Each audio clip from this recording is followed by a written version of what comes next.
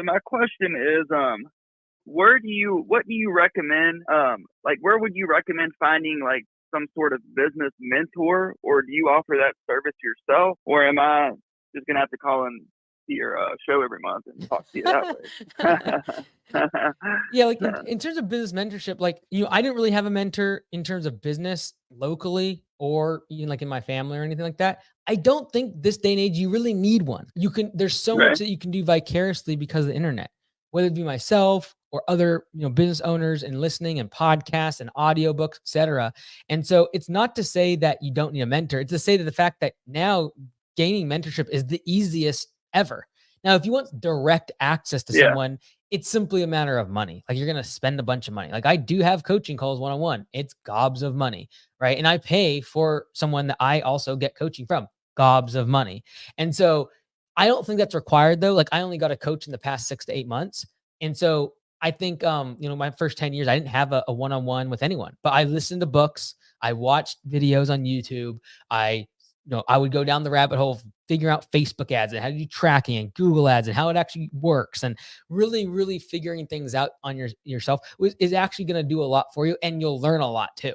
And so I would really just focus on that. Right. Once you start building like a 10, like $10 million plus business, it starts to make a lot of sense to spend like $100,000 or $200,000 a year, which is only like 1% of revenue on getting access to someone that could unlock like another 10 million. Right. But until that point, I think for Right. most business owners, especially up until like 2 or 3 million, it's like, what needs to be done based upon listening to audiobooks, listening to podcasts, watching videos, and then just observing. The biggest thing you can do is observe. Like if I go Yeah. to events, I'm not really interested in So so much what's being said, is observing what people do. Go ahead.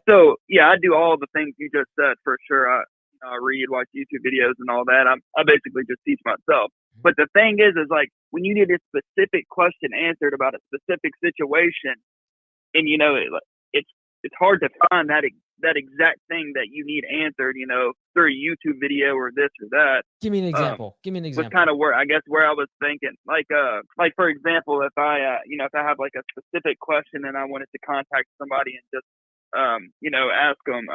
I mean, this is kind of a question I had for you. You could probably find this on the internet, but like how to prepare, for slow time after you get super busy in the spring rush.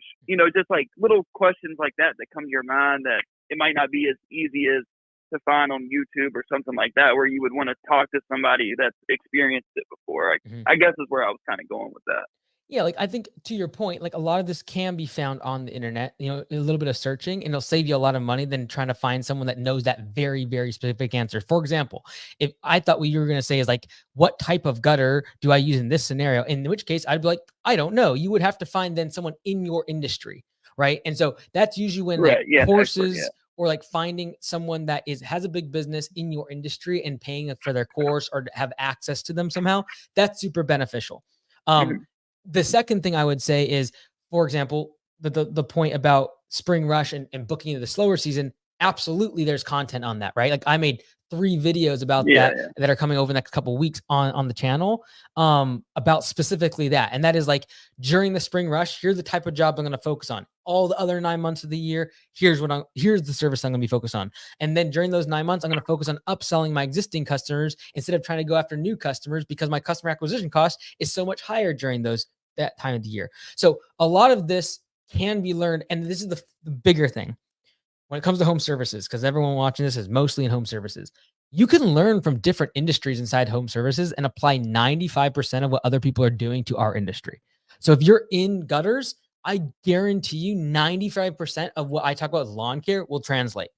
I guarantee that 95% of us lawn care will apply to window cleaning and HVAC. There's so much overlap. There's always little small things that are different about specific industries, but there's so much overlap. And the reason for that is because really all we all do is sell one thing, and that's labor. We sell hours. Our goal is to take $20 per hour labor and make that worth $100 to the customer. That's like our whole business. And so that's why I get, the upcoming conference that we're having in January 2025 is going to be for all home services. There's nowhere to like sign up yet. It's not fully announced, but we're going to have it.